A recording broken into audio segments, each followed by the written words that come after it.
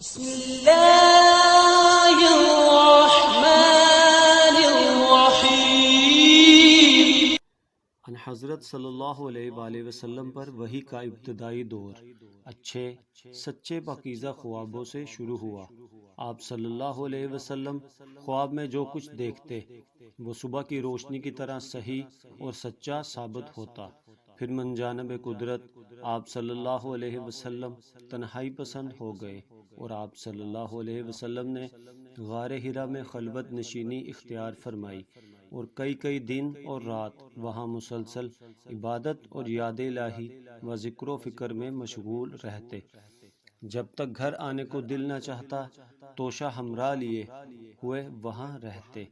توشہ ختم ہونے پر ہی اہلیہ محترمہ حضرت خدیجہ رضی اللہ عنہا کے پاس تشریف لاتے اور کچھ توشہ ہمراہ لے کر پھر وہاں جا کر خلوت گزیں ہو جاتے۔ یہی طریقہ جاری رہا یہاں تک کہ آپ صلی اللہ علیہ وسلم پر حق منکشف ہو گیا اور آپ صلی اللہ علیہ وآلہ وسلم غار حرا ہی میں قیام پذیر تھے کہ اچانک حضرت جبرائیل علیہ السلام آپ صلی اللہ علیہ وآلہ وسلم کے پاس حاضر ہوئے اور کہنے لگے کہ اے محمد پڑھو۔ آپ صلی اللہ علیہ وسلم فرماتے ہیں کہ میں نے کہا کہ میں پڑھنا نہیں جانتا۔ آپ صلی اللہ علیہ وسلم فرماتے ہیں کہ فرشتے نے مجھے پکڑ کر اتنے زور سے بھینچا کہ میری طاقت جواب دے گئی، پھر مجھے چھوڑ کر کہا کہ پڑھو۔ میں نے پھر وہی جواب دیا کہ میں پڑھا ہوا نہیں ہوں۔ اس فرشتے نے مجھ کو نہایت ہی زور سے بھینچا کہ مجھ کو سخت تکلیف محسوس ہوئی، پھر اس نے کہا کہ پڑھ۔ میں نے کہا کہ میں پڑھا ہوا نہیں ہوں۔ فرشتے نے تیسری بار مجھ کو پکڑا اور تیسری مرتبہ پھر مجھ کو بھینچا، پھر مجھے چھوڑ دیا اور کہنے لگا کہ پڑھو اپنے رب کے نام سے، اپنے رب کے نام کی مدد سے جس نے پیدا کیا اور انسان کو خون کی پھٹکی سے بنایا۔ پڑھو اور آپ کا رب بہت ہی مہربانیاں کرنے والا ہے۔ بس یہی آیتیں آپ صلی اللہ علیہ وآلہ وسلم حضرت جبرائیل علیہ السلام سے سن کر اس حال میں غار حرا سے واپس ہوئے کہ آپ صلی اللہ علیہ وآلہ وسلم کا دل اس انوکھے واقعے سے کانپ رہا تھا۔ آپ صلی اللہ علیہ وآلہ وسلم حضرت خدیجہ کے ہاں تشریف لائے اور فرمایا کہ مجھے کمبل اڑا دو، مجھے کمبل اڑا دو۔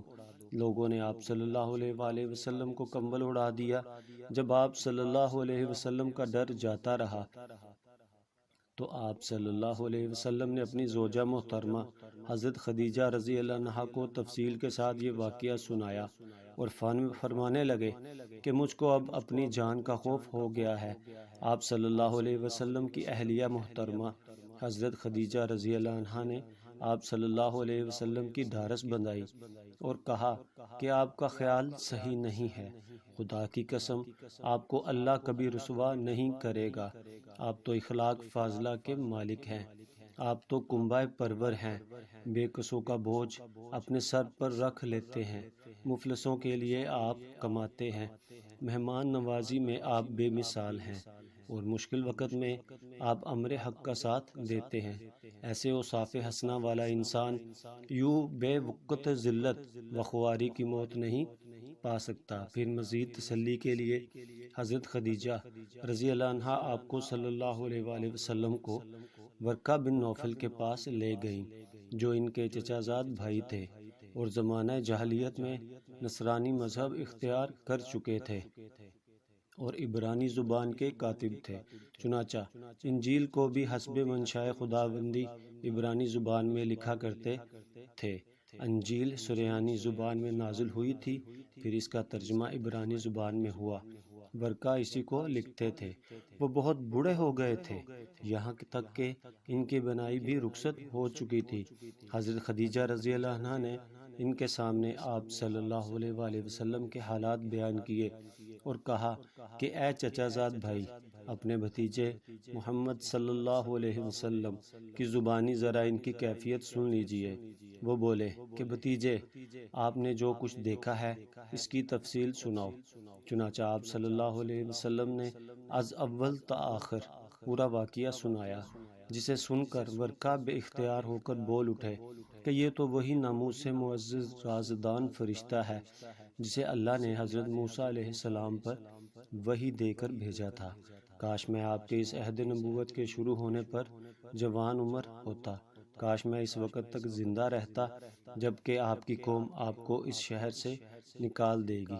رسول کریم صلی اللہ علیہ وسلم نے یہ سن کر تعجب سے پوچھا کہ کیا وہ لوگ مجھ کو نکال دیں گے، حالانکہ میں تو ان میں صادق و امین و مقبول ہوں۔ ورقہ بولا، ہاں یہ سب کچھ سچ ہے، مگر جو شخص بھی آپ کی طرح امر حق لے کر آیا، لوگ اس کے دشمن ہی ہو گئے۔ اگر مجھے آپ کی نبوت کا وہ زمانہ مل جائے تو میں آپ کی پوری مدد کروں گا۔ مگر ورقہ کچھ دنوں کے بعد انتقال کر گئے، پھر کچھ عرصہ تک وہی کی آمد موقوف رہی۔